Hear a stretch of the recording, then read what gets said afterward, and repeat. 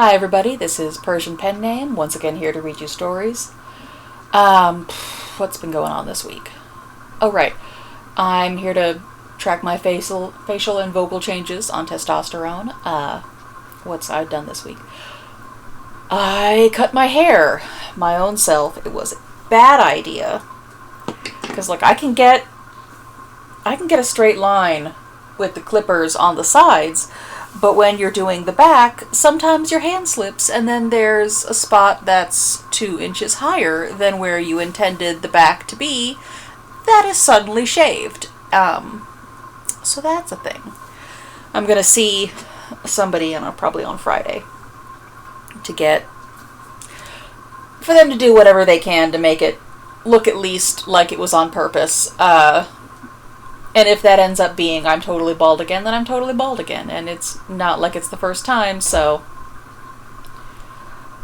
yeah, just go to a professional.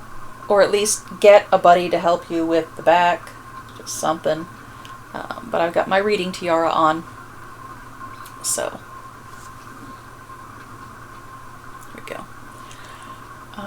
Let's see what else has been going on. Oh, I put my shawl into the walnut dye bath. It's been 3 weeks for that. It smells so bad. It's not good.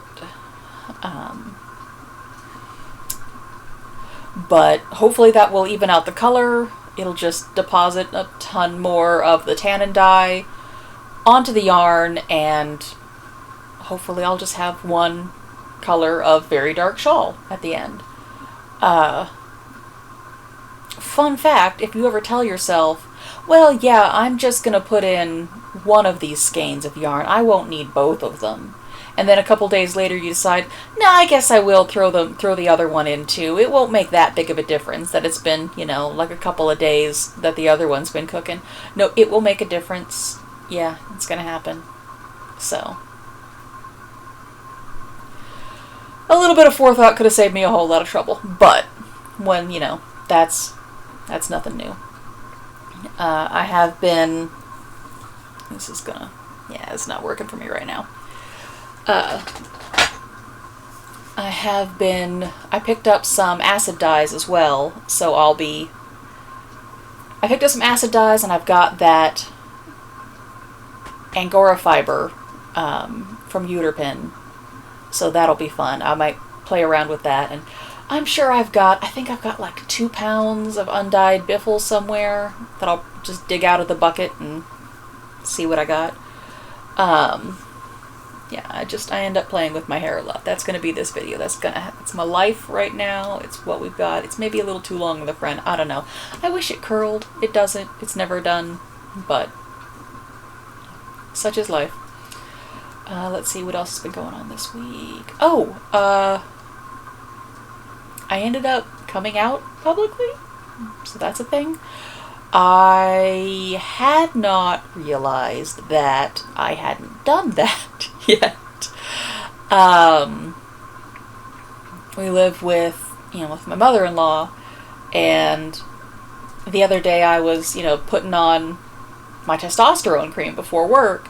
She's like, "What is that anyway?" And I was like, "This is my testosterone cream." She goes, What's that for? I was like, "Oh, it's to trans my gender, I'm yes-anding the old gender." And she's like, "What? When did this happen? How long has it been?" You were in the car when I made the doctor's appointment, and it's been in the fridge for several months that you share with us. So, but yeah, so apparently I hadn't actually had that conversation, so now we've done that. And I popped onto Facebook and I was like, "Hey, BT dubs, guess what I done did? It's testosterone." So that happened. It went well. I had talked with my side of the family on Thanksgiving because, they were all in one place, and that seemed practical, efficient. I don't know. They were all in one place, so it was really easy to do that. Yeah, so did that. I did not prepare this week. I don't usually, but I'll spend an hour or two before these videos going, shit, I really should have picked a story to read this week. So I just went onto my bookmarks where I do have, a little bookmark tag of to read, and last week I had done that one by Susiecarter, and I had gone through a couple of the other ones that they had did that were also original works. And it's like, okay, well, a lot of these are really good. So I just marked them down in my to-read pile. And I like to generally, I say generally as though there's been a bunch of these. This will be 17, Generally, I like to spread it out among the authors. But I'm not doing that this week, because that'll be more work. I'll have to go find a new fic, and I am a little tired. And this is a good fic, so I'm just going to do that. This is 8.2k words. It is teen and up, original work. This was for Cannonball 2018. The recipient was Ali Skywalker. The title is Made Myself a Stranger, But You Still Know My Name. So I'm going to get my drink. Let's see. Oh, that's terribly watered down. But it's a drink, and I'm tired, and I'll take it. So, Made Myself a Stranger, But You Still Know My Name. Also, a lot of these stories are in Italian. I do not speak Italian. I speak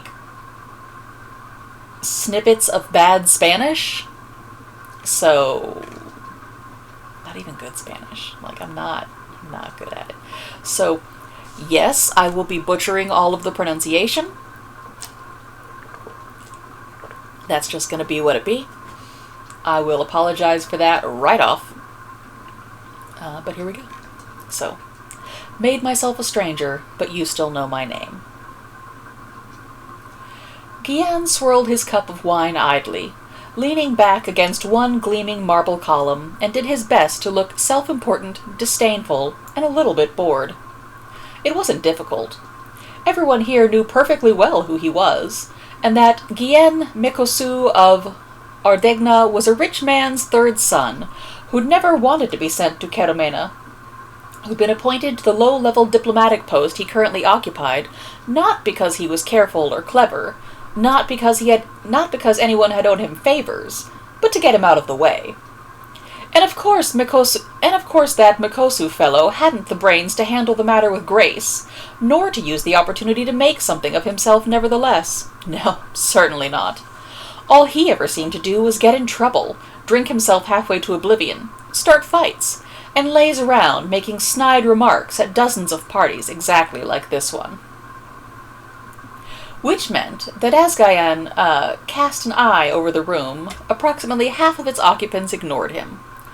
Another third deliberately turned away to avoid even appearing to have met his gaze.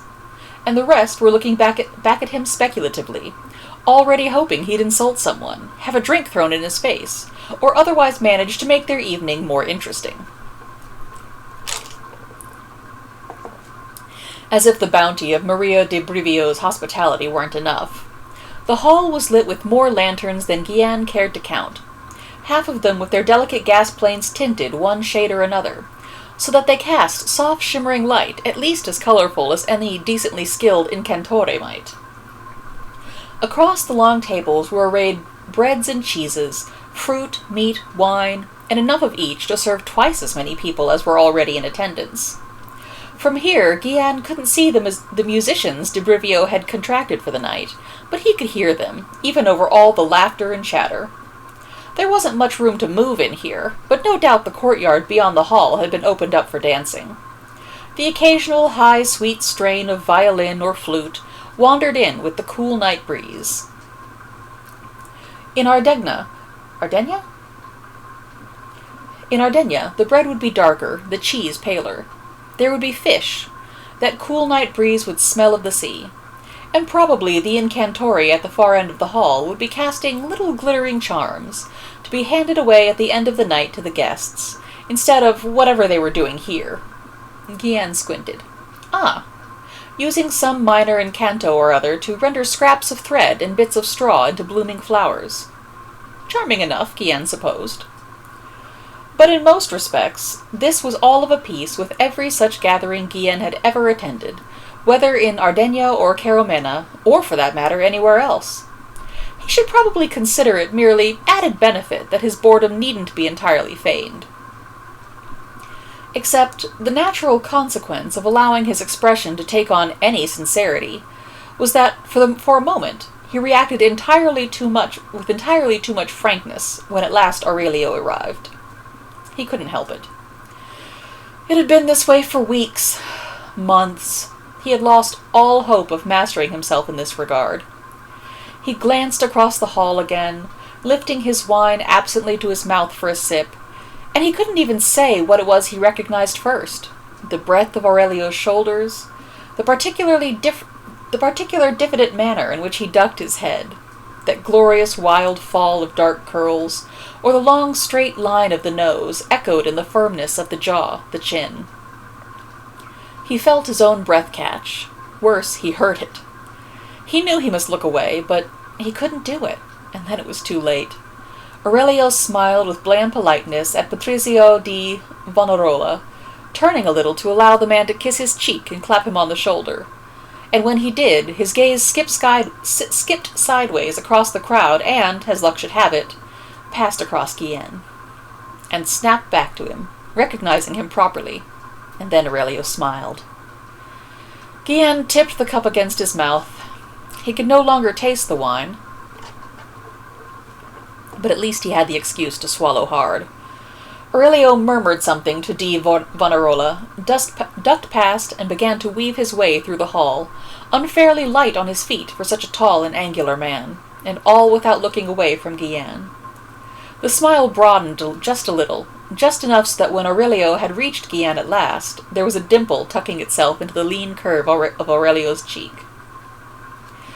And Guillen must have drunk more wine than he'd realized, waiting and playing in boredom, because he found he'd reached to touch Aurelio.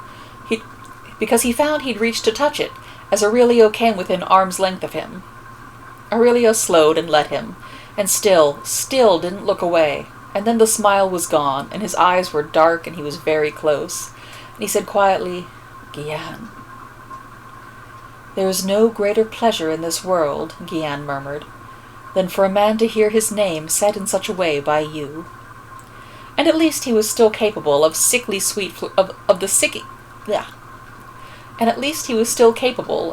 sweet flirtatious tone in which such a thing ought to be said.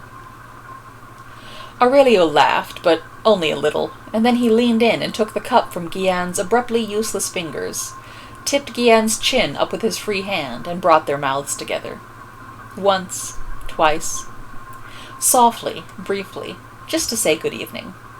Nothing that should have ended with Guillen's arm hooked around Aurelio's shoulders, and yet that was where it was when Aurelio broke away. "Flatterer," Aurelio said against Guillen's cheek, low and fond, and Guillen leaned away in affected mock outrage. "What? Nonsense!" Guillen insisted, and then somehow he was touching Aurelio still, reaching for his hand. But lucky him, it was the hand with which Aurelio held Guillen's wine, and he could turn that stupid, thoughtless movement into something deliberate, raising Aurelio's hand with the cup still in it and tilting it to his mouth for a sip. "Nonsense," he said again. "Surely you might only rightly name it flattery, were it untrue." Aurelio laughed and shook his head, and then with a sly little glance turned their hands, the cup, so that he might drink himself from the curve of it just where Guillen's own mouth had been.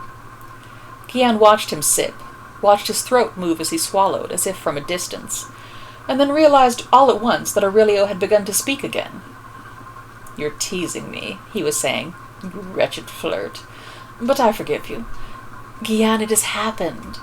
Di Pavoli did as she'd promised, and mentioned my name to D'Apruzio, and also my interest in all manner of obscure and unusual incanti. It is done." Guillen raised an eyebrow and murmured, "It?" Mildly, a little absently, as if he had forgotten, as if it were a matter of no consequence. "Yes, you must remember. I've been boring you half to tears carrying on about it. They say," d'Abelardi, that genius incantora, you know, the Signore himself is her patron. They say she has made some sort of breakthrough, though no one knows quite what it might be. But there will be a demonstration, Di Pavoli told me, and now at last Dio Pruzio has issued me an invitation. It just arrived this afternoon. Guillain arranged his face in the look of a man who, if he strained, could recall having heard some of this before. But by the end, Aurelio was beaming so delightedly at him that he couldn't help but smile. "Well, congratulations, my dear friend," he said, and leaned over to the nearest table to snag a second cup of wine. "I need only know that you are happy to consider the occasion worth celebrating." Aurelio grinned at him. "Lucky me," he said, "for there's no one else in all Cheromena I'd rather celebrate it with." And he ignored the wine entirely, to press Guillain back against that marble column and kiss him again. It was a blissfully wonderful evening passed that way. Which was to say, it should have been. Guillain couldn't complain of the food, or the entertainment, or the company. There was, in fact, nothing in all the world he would have preferred to a night of Aurelio's undivided attention, Aurelio's hands upon him, Aurelio's shoulders pressed to his. Kisses that gradually grew deeper, as the evening did likewise, and Aurelio's dark eyes and sweetly flushed face, close enough to touch. He also couldn't complain of the wine, which he drank perhaps a bit too much of, in a grimly hopeless effort to make all the rest of this relentless abundance easier to bear. Because, to be given so much of what he wanted most and freely, it was excruciating, it was agony. Because Aurelio had no idea Guillain was using him and always had been, cold and clear-eyed and deliberate. And he had no idea Guillain was in love with him. And Guillain could speak of neither, even as it sickened him with hot, helpless guilt to hold his silence. It hadn't always been this way, of course. Far from it. When Guillain had first arrived in Cheromena, it had all been very simple. He had been appointed to a position that was officially one of diplomacy. Unofficially, to every Cheromeno noble with any sense, all that had needed to be determined had been whether he was a spy or an unlucky idiot, and thus he'd done all he could to ensure that the balance of opinion would fall on the side of unlucky idiot. It had only been as much as he'd expected. Among all 17 of the various competing communi of Agrippina, at this point it was considered a polite and considerate gesture, even an initial overture of goodwill, to fill your diplomatic delegations with spies, rather than underhandedly conceal them elsewhere. But Guillain meant to be as underhandedly concealed about what he was here for as he could manage. There were Ardeno spies whose purposes were served by the tacit understanding that that was exactly what they were. Guillain wasn't one of them. Because Oriana di Abelardi was the most skilled incantora in modern history, and she had accepted the patronage of the Signore of Cheromena, and the Signore of Ardegna wanted badly to know whatever secrets might or might not be accomplished by Cheromena as a result. Not the ordinary byplay of traded whispers, move and counter-move that had characterized the interactions of the commune for so long, but a desperate effort to defend against a threat of uncertain magnitude. So Guillain had been sent. Guillain had been sent and had made a spectacle of himself, until Cheromeno curiosity had been satisfied, and then he had found a well-connected Cheromeno nobleman at whom he could shamelessly throw himself to see what he could learn. He'd chosen Aurelio for the most unremarkable of reasons. Because as long as he was required to cozy up to some self-important Cheromeno lackwit, it might as well be one he liked the look of. He already had to tell so many lies. Why not make this one small thing a little easier? Why not pick a man who appealed to his tastes, so at least he could enjoy himself while he was busy sniffing out secrets for the Signora? And so Aurelio had happened to him, and he had no one to blame for it but himself. It had come upon him gradually. So gradually he had hardly perceived it at first. He had ascertained early on that Aurelio di Favero was pleasant, well-liked, All for the best, he'd thought at the time, since a man with many friends was a man who knew many things. Aurelio was earnest, sincere. Good, good, Guillen had thought. People talk to a face like that, to attentive dark eyes and an expressive mouth. He learned Aurelio's ways a bit at a time, that he was no incantore, but intrigued by their work nonetheless, that he possessed grand, if abstracted, political opinions about the need for unity across all Agrippina, that he was courteous and kind, principled, an idealist, that he was beautiful when he smiled. In any case, it became clear enough in time that Guillen would have to adjust his own machera, so to speak. The essence must remain. Too great a change in manner would draw attention. But cynicism, an edge of disdain, too self-indulgent a taste for Cheromeno pleasures, these things, in too generous a portion, would draw the ire rather than the interest of someone like Aurelio. It was only reasonable, then, that Guillen should better himself a little. Be clever, if undeniably lazy. Be generous, if also unreliable. Be considerate, though only occasionally. Be honest as rarely as possible, except he'd needed something, some confession to make, some vulnerability to display. That was the sort of thing that would be required for Aurelio to feel they weren't only acquaintances but friends. To feel that Guillen Mikosu, whatever his flaws, was someone Aurelio might speak to freely and frankly, that there was an understanding between them that invited particular openness. In retrospect, of course, he should have known better. He shouldn't have picked something that mattered. The moment he had found himself looking into Aurelio's eyes, because, after all, he thought wryly, people talked to a face like that, and saying, because I'm nothing, no one, because I'm expendable, disposable, because I have never mattered, and they all know it. It had been true. It had been true in ways Aurelio couldn't possibly have understood, because the Signora of Ardenia, much as she might appreciate Guillen exercising his skills on her behalf, wouldn't have sent him to Cheromena if she wasn't prepared to hear some fine morning that he died in an inexplicable accident. Because if instead he survived, it wouldn't be because he'd kept to the shadows. It would be because he had been seen and assessed as insignificant. Such a success would be double-edged, bitter. Guillen knew himself too well to think otherwise.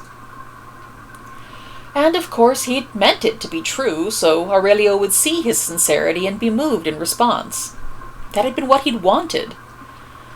And yet he'd wanted it for himself, too, pure and helpless and greedy. For a man like that, to look at him with sweetness and affection, to touch his hand, his face, and tell him, "You're wrong, Guillen, you're wrong, you're precious, you're irreplaceable," which had been exactly what Aurelio had done. And in that moment Guillen should have known that Aurelio would be dangerous to him, in ways he hadn't been prepared for at all. So, wine. Probably a great deal more than was wise, but then Guillen had never claimed to be a wise man, only a reasonably clever one. And reasonable cleverness wasn't enough to keep his hands off Aurelio, of course, but fortunately Aurelio didn't seem to mind too much.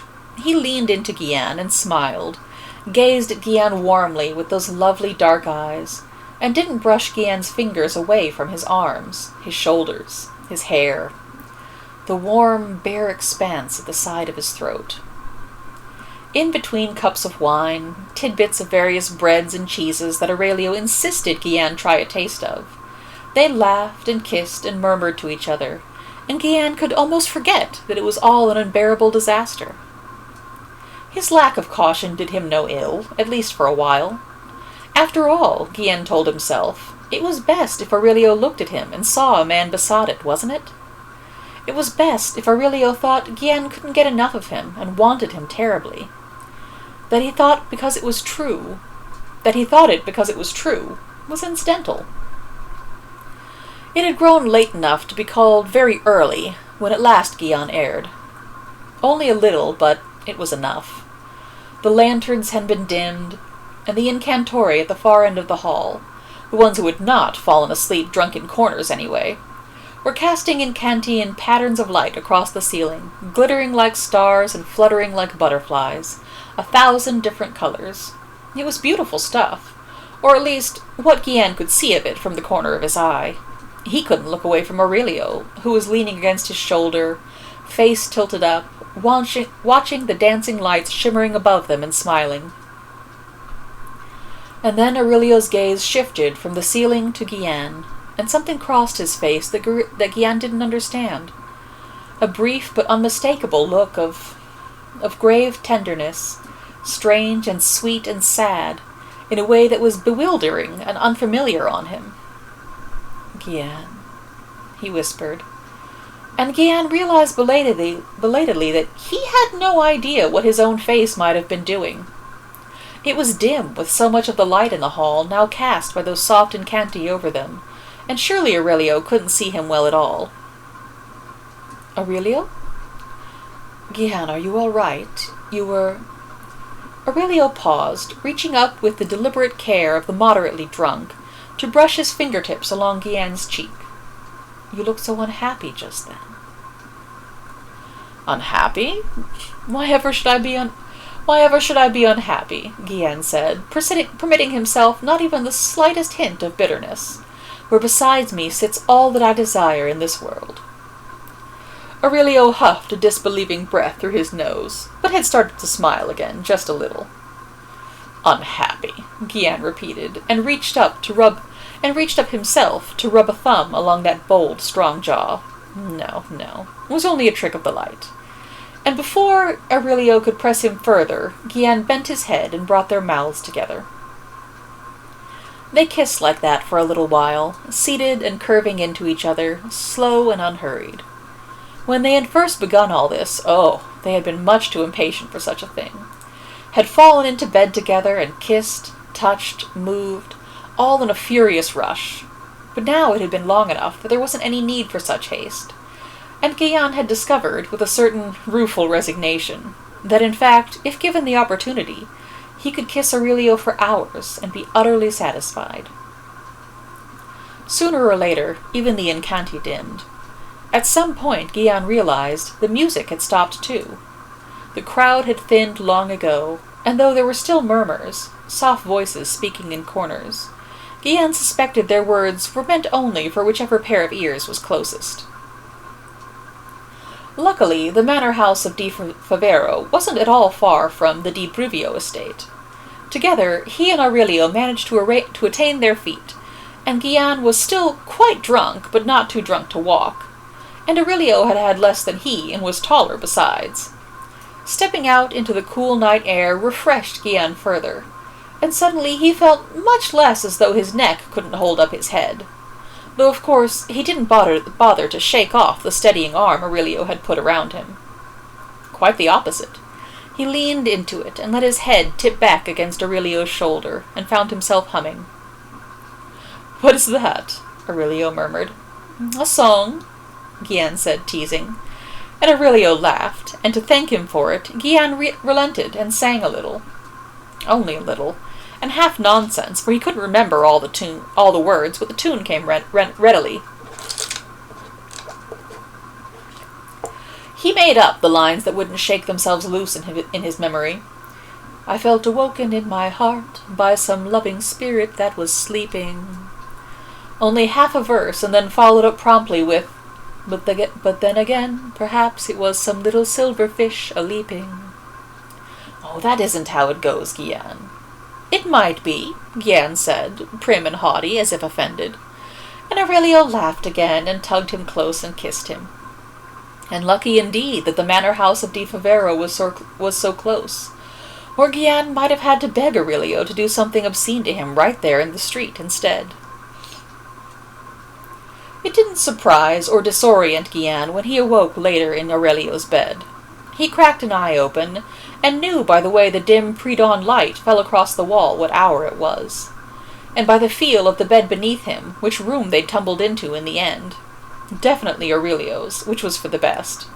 The time they'd had each other on the floor in a side room and been woken up by a very surprised maidservant hadn't been so unpleasant as all that, but it still wasn't an experience Guian had been longing to repeat. And of course that warmth beside him, solid and sweetly tempting, was Aurelio. Guillen closed his eyes again and bit his lip hard, bracing for it as best he could, and then permitted himself to look. And even though he'd told himself to be prepared for it, it stole the breath from his chest regardless. To look across the pillows and see Aurelio there, turned toward Guillen still, and with all those glorious curls tumbled this way and that around his sleeping face. He looked blissfully comfortable, entirely relaxed. Not the least sign of tension showed around his mouth or across his brow. Because he shared his bed with Guillen, whom he knew no better than to trust. Guillen shut his eyes again, and twisted round onto his back, pressing his thumb to the bridge of his nose. The worst part of the whole thing, he thought distantly, wasn't even what he was doing to Aurelio. It was that he hadn't stopped. He could have done something, picked a fight, caused some scandal. He could have spoken harshly, more cruelly than Aurelio could forgive. He could bring this to an end, find someone else, except he was too selfish. Not that there weren't other reasons if he wanted them. Even the news Aurelio had given him earlier was justification enough to continue. Aurelio had been invited to a private demonstration of de Abelardi's latest breakthrough, and what exactly that demonstration might consist of was precisely the sort of thing Guillen had been appointed to this post to learn. Justification enough, but for all the ways it wasn't. It was almost funny when he thought about it. The very attachment that managed to make Guillen's entire purpose in Ceromena feel like a cheap excuse to cling to Aurelio a little longer also made it damn near impossible to pry his own grip loose. His loyalty to the Signora and Ardenia aside, he was helplessly conscious that what he did to Aurelio was wrong, and he was conscious of it because he loved Aurelio. And yet he kept doing it, and this also because he loved Aurelio, with a terrible greedy strength he hadn't even known himself capable of. "What a fine mess you've gotten yourself into," he murmured to the palm of his hand, rubbing it across his face. And then he rolled cautiously, smoothly from the bed, so Aurelio wouldn't wake, and went and stood on the balcony to watch the sun rise over the city. He couldn't have said how long it was before Aurelio rose and joined him. Long enough that the sun had risen, the distant mountains painted pink and gold beyond the city walls, birds coming awake in the gardens beneath the balcony, and the sounds of people in the street beyond, the rattle of carts rolling by. Guillen stood suspended above it all, silent and gazing out, and he couldn't have said what it was he looked for if he'd been asked. But Aurelio didn't ask. Guillen heard him move, the brush of bare feet against stone, and felt the warmth of him a moment before his hands settled onto Guillen's shoulders, the whole long line of him against Guillen's back, his mouth a soft teasing heat at the juncture of Guillen's throat and shoulder. "Good morning," he murmured, and Guillen shivered at the sensation of the words as they were breathed against his skin, and then turned in Aurelio's arms and kissed him. Selfish. But then he'd never tried to imply otherwise. He'd never done anything that ought to lead Aurelio to expect better from him. Perhaps Aurelio would never find out at all. As if that were any less selfish of Guillen to hope that Aurelio might not realize what sort of man it was he'd let into his bed. Guillen kept his eyes shut and kissed Aurelio harder, and Aurelio shifted a little, startled, then pressed close, wrapping a hand around the nape of Guillen's neck and leaning in, welcoming. "Though the merits of tumbling back into bed with you are clearly many," he said warmly, when he'd eased back to catch his breath, "I'm afraid I must resist." Guillen mastered himself. He linked his hands behind Aurelio's head and leaned back against the balustrade, and by the time his face was properly visible to Aurelio, he was pouting in petty dismay. "Must you?" "Unhappily, yes," Aurelio said with a laugh, and darted in to brush his mouth against one corner of Guillen's, and then the other, and then the tip of his nose. "For you see, I suppose it's unkind of me to say, but you'll still be here this evening and tomorrow, and, if I'm lucky, many more days after. whereas an invitation to be among the first to witness the genius of Dabelardi, well, surely I can't count on lightning such as that to strike me twice. Oh, of course. Gian had almost forgotten. So, you see, I must eat something, Aurelio was saying, and dress and make myself presentable, and I'd better find some sort of gift to deliver to D'Ambrosio to express my gratitude, and probably also something for Di Pavoli, come to that, for D'Ambrosio would never have spared a thought for me if not for her. Gian made a face. Yes, all right, he said. I see the nature of things. Gifts for D'Ambrosio, and for Di Pavoli, and for half of Caramena, while I am abandoned to languish in solitude. All the sourness in his tone was, of course, for naught. Aurelio only beamed at him and then kissed him again. Nonsense. Stay here, Gian. I'll have a servant bring up something for you, and you may lie about in my bed at your ease and never dress at all. And when I come back, perhaps I'll bring something for you, too. Gian agreed with this, after Aurelio kissed him coaxingly a few more times, and told himself it was because it was only practical. Whatever it was Aurelio saw at Dabelardi's demonstration, Gian meant to hear of it, and it couldn't possibly make him suspicious if Gian asked him about it when he returned. He helped Aurelio force a comb through his hair, though it looked nearly the same before and after, and only distracted him a little when he hunted for clothing. And then there was a smile and a farewell press of lips to Gian's cheek, and Aurelio was gone. Gian sat in the silence he'd left in his wake and made himself breathe. He ought to take Aurelio's words for the profound advice they were. He could be stupid over Aurelio later, tomorrow, for far too many days after. But right now, Aurelio was gone, and Gian could guess approximately how long he had been away, and only one interruption, whichever servant might be tasked with helping him break his fast, was at all likely. What more could he ask? He waited for the servant to appear, and made sure he was lounging in Aurelio's bed when she arrived. He waved her in idly, yawning, and stretched languorously as she entered and set down a tray. He roused himself enough to thank her, and agree that no, there was nothing else he needed, and then sank back down among the sheets. And he lay there, with his eyes closed, and waited until he could no longer hear her steps in the corridor, before he kicked the bed linens away and rose. He did eat. There was no reason not to, when he was hungry. Aurelio's chambers constituted perhaps half the wing of this house, and he didn't even need to venture out into the corridor to fetch himself some vellum from Aurelio's study, for there was a connecting door. When he'd left Ardegna, he'd been given what was ostensibly a gift from the Signora, but was in fact a tool, that he might perform the work he'd been sent to.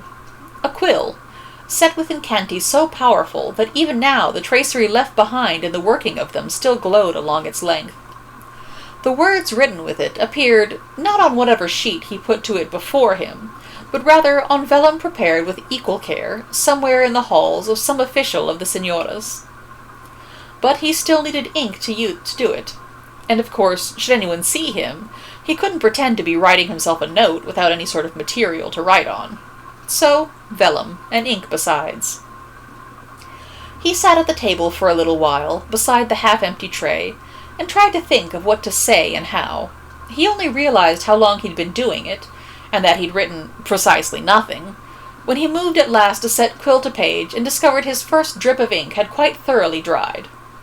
Fortunately, it hadn't been long enough that he could say the same about the rest of the ink in the pot. At last he managed to scratch out a few words. Something new from Dabelardi. Only rumor. Found an inn for private demonstration. More later. It wouldn't worry whoever happened to read it at the other end.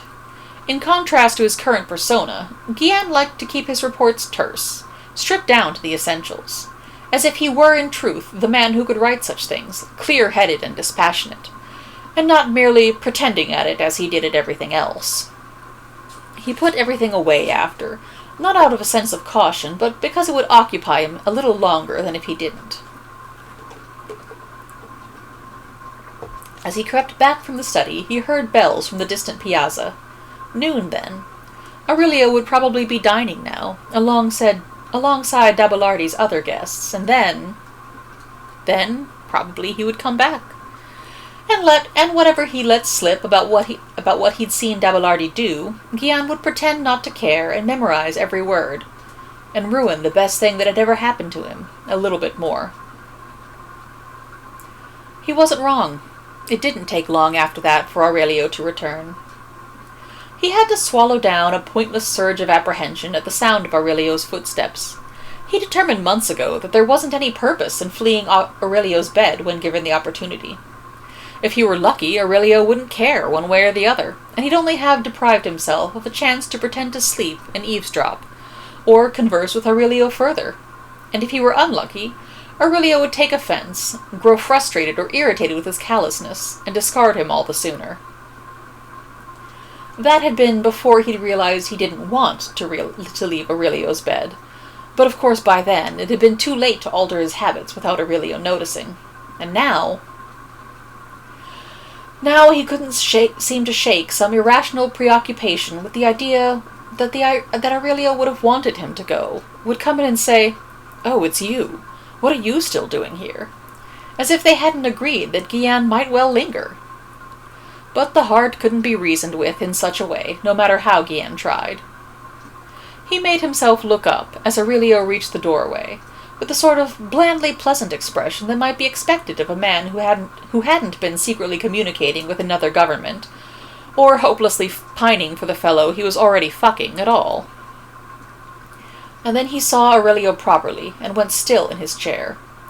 He couldn't have said why exactly, it was only something about Aurelio's face, a strange look about the eyes, the mouth pressed flat.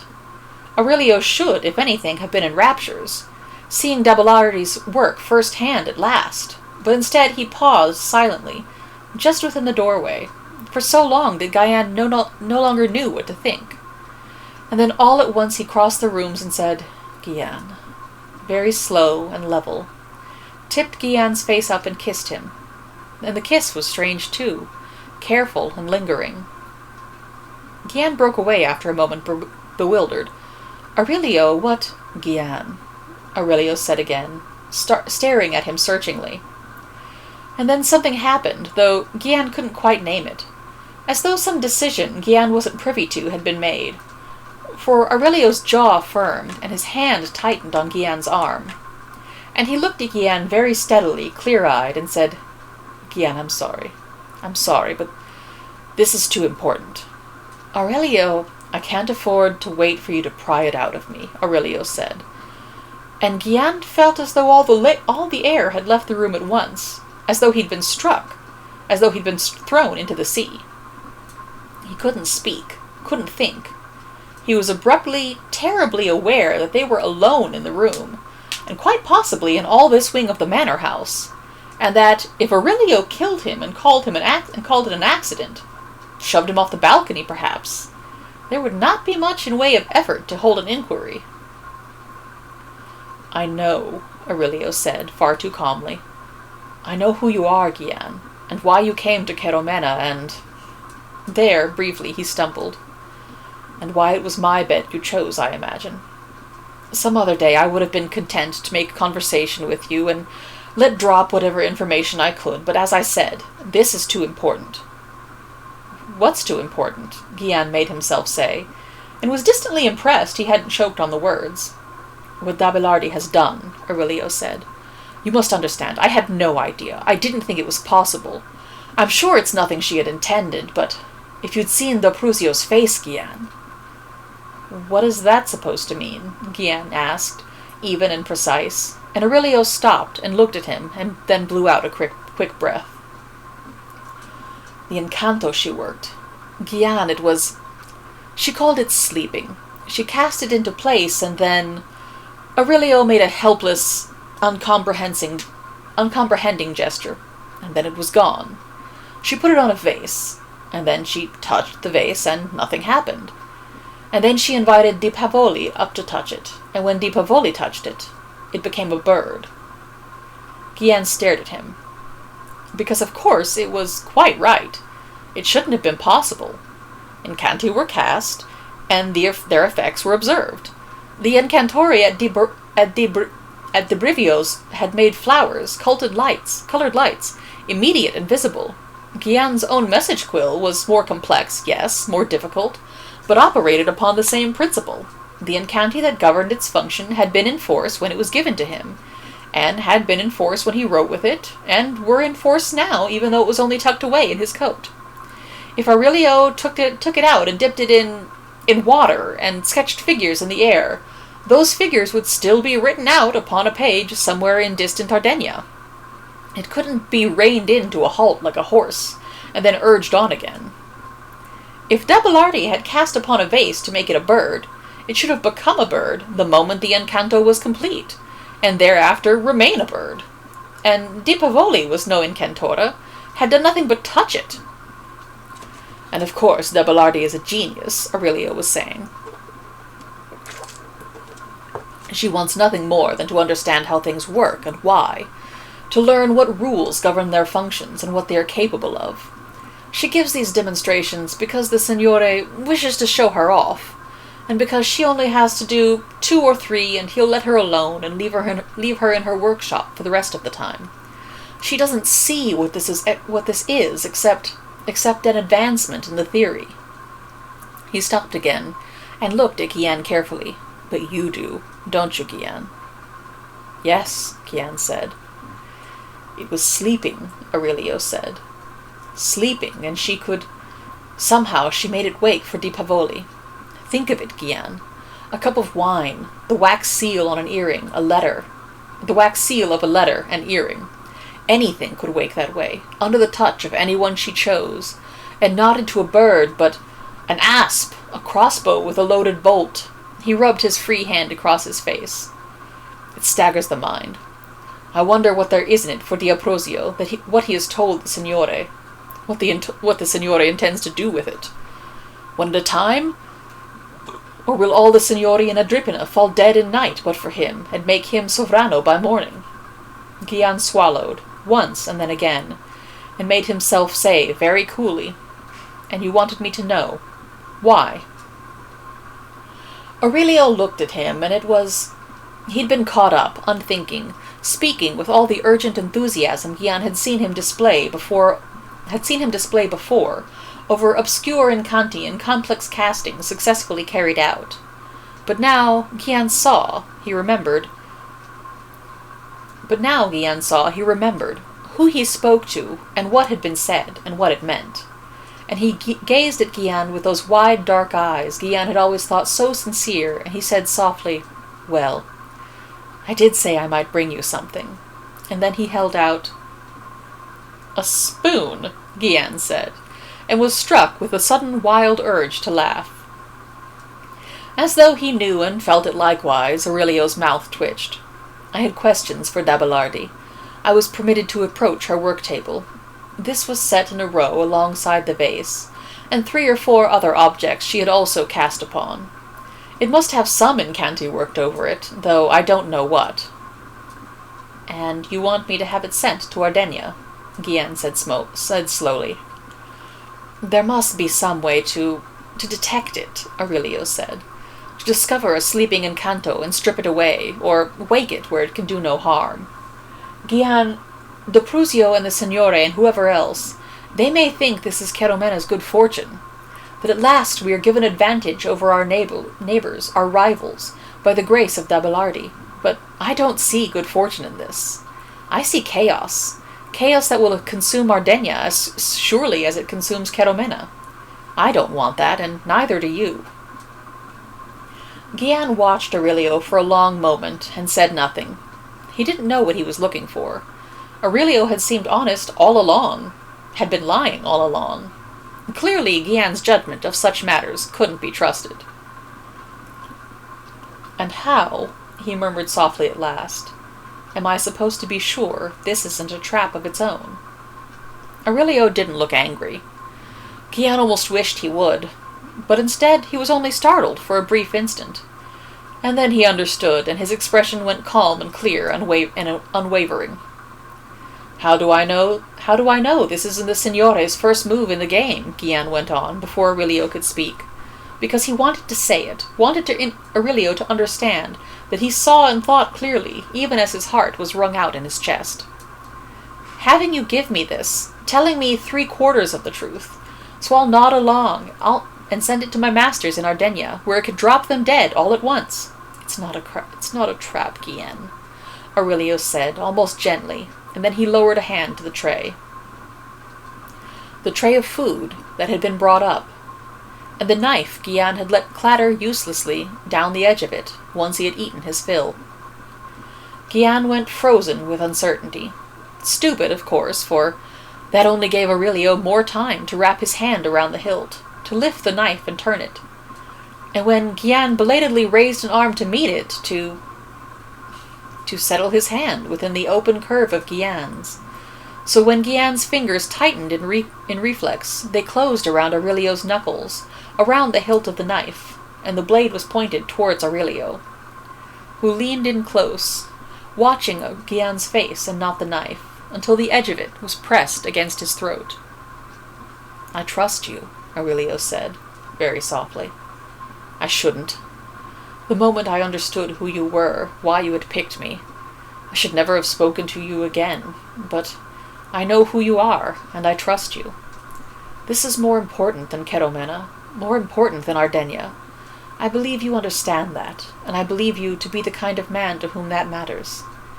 And if I'm wrong, then I suppose you may as well kill me right now." Guienne looked into those clear, dark eyes and thought about it, tried to be sensible, tried to weigh the odds that this too was a ploy, that Aurelio knew some Ardenio diplomat couldn't be found in a room with a murdered Di Favero and expected to leave the city alive. The trouble was, he discovered distantly, it didn't matter. It didn't matter. Suddenly he couldn't stand to see that knife pressed to Aurelio's throat one instant longer, and he jerked away from Aurelio and opened his hand, threw the blade away from him, and heard it skitter across the floor. "Guienne. Aurelio," he said, and it came out cracked and hoarse and strange. His face was wet, his eyes stung. He didn't know why. Sorry, my mother-in-law's moving around out there. "Guienne," Aurelio said, very low, and kissed him. The arrangements weren't all that difficult to make in the end. Of course, Aurelio had a great deal of help. Aurelio was a great deal of help. The courier Guienne had found near the edge of the city heard his Ardenio accent and looked at him warily, until Aurelio stepped out of the shadows likewise and threw back the hood of his cloak, and then she relaxed. Aurelio had more money, too, when she weighed the pouch Guienne had given her against the task she'd been set and visibly found it wanting. But at last, she agreed she would take the little package to Ardenia and not look in it or open it or give it to anyone else, and she swore it upon the seas and stars and the mountains, all three, which was for the best, Guienne thought wryly, because if she did open it and found only a silver spoon, she'd probably give the whole thing up as foolishness, name the two of them madmen, and throw the spoon in a river. "And when you arrive," Guienne said, before she could ride away, "you must only give that package up to the person who says silver fish a-leaping to you. Understand?" She gave him a flat look, past the horse's cocked ear. "No," she said, "I don't understand at all. But I'll do it, sir." And Aurelio laughed, and reached up to clap her on the arm, and then she inclined her head to both of them, and was away, and probably would even make it to the city wall before the gates were closed for the night. After that they went back to the manor house, because Guienne needed more ink and a quiet place to write out a message to Ardenia again, for now that a passphrase had been given to the courier, someone must know to say it. And perhaps he could have returned to his own dark, empty quarters in the diplomat's wing of the Signore's keep, except in this he worked more directly against the Signore than he had in months, and he didn't want to, not if he could remain in Aurelio's company instead, not if Aurelio would let him. It was easy, back in Aurelio's chambers, to act for at least a little while as though nothing had changed. Yes, he took out the quill where Aurelio could see it, which he'd never have done before, but that only set Aurelio asking a flurry of curious questions about which incanti might have been used to do it, and how, and whether there were more of them, and so on and so forth. But then it was done. Gian finished writing, simply over the table this time, as he no longer needed the disguise of vellum. And then he set the quill down, it was only the two of them, in a dim and silent room, and Gian couldn't think what to say. "Gian," Aurelio murmured at last, and his voice was so tentative that Gian couldn't help but look at him, startled. "Gian, you've taken this all very seriously, and done what you could to help me, and I'm grateful for it. But please, if you're angry with me, don't pretend you aren't. Surely we're past that now. You needn't try to charm me any longer, or make yourself agreeable to me." Gian blinked. He found he wanted to laugh, and did, and then shook his head. "Angry with you?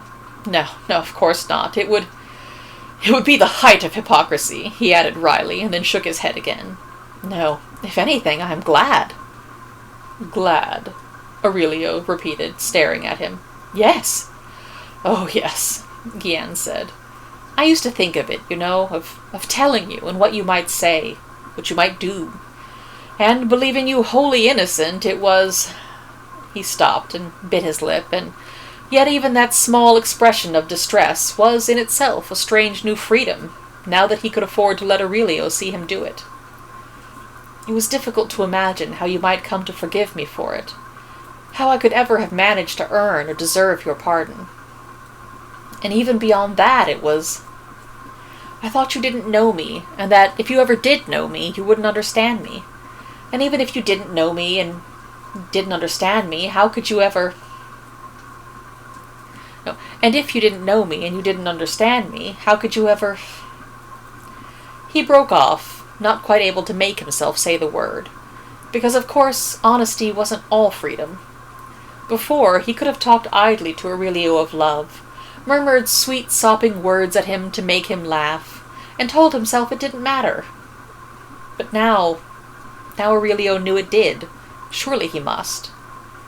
He looked up, and Aurelio was watching him and smiling, just a little, and then a little wider, until that dear familiar dimple appeared, and Gian found himself reaching for it. And Aurelio caught his hand and clasped it, brought it to his mouth, and kissed Gian's fingertips. "Ah," he said, against Gian's thumb. "Well, let me put your mind at ease, then. I know you, for I recognized you long ago. I am a liar too, you see." Gian huffed half a laugh through his nose, and Aurelio smiled again and kissed the back of his hand without looking away. "And I understand that it must be difficult now, to think that all at once so much of you is seen instead of hidden," he added more quietly. "For you must know now that you've seen me too." And, yes, Gian supposed so. He hadn't thought of it that way in the moment, all of himself consumed with the knowledge of his own sudden and unexpected exposure. But Aurelio had had secrets, had given them up to Gian, and waited to see what Gian would do with them, had let Gian hold a knife to his throat, knowing Gian had reason to cut it if he so chose. "And as to whether I could," Aurelio said, eliding precisely what, just as Gian had done. "I'm afraid that question was answered months ago." He stopped and swallowed, and for a moment looked more uncertain than Gian had ever seen him, hand tightening around Gian's helplessly. "I do, Gian. I already do." Gian should have said something clever then, something sweet and gentle and forgiving, something that would make Aurelio understand there wasn't anything to fear, but his throat was tight and aching, and he wouldn't have known what words to use, even if he could have said them. So instead, he pulled against their joined hands, and drew Aurelio close against him and kissed him. Once and again, desperate and much too hard, but Aurelio didn't flinch. He only gasped into Gian's mouth, ragged and relieved, and kissed him back. The end. That's a really sweet work. I really like it. I like the idea of these two spies. Oh, this is why I like Good Omens. I like two people on opposite sides coming together for what they both agree is the greater good. Yeah, I guess I know why that one appealed to me. So it's a very good fic. I like it very much. Yes, I read a fic by the same author last week. I might do another one next week. I don't know. I should probably get a list together of things to read. Am I going to do that? Probably not. But this is a very good story, and I liked it a lot. And holy crap, this is almost an hour-long video. Okay, so I should stop now. No wonder my throat hurts. Okay, that would do it. I'm going to find shorter things to read for next week. Probably. We'll find out. We'll see. We'll see what I do. So yeah, that was a very good story. I like it. Everybody should go read their stuff. I know I said that last time and I linked it last time, but oh god, did I miss a little bit? Is that what I did there? Well, next time you see me, hopefully my hair will either be fixed or gone. So we'll see what happens with that. And I'll see all of you guys next week. Have fun, be good, cause good trouble. Collect bones if you see them. They're fun. Not people bones, but like other bones. Alright, I'll see you next time.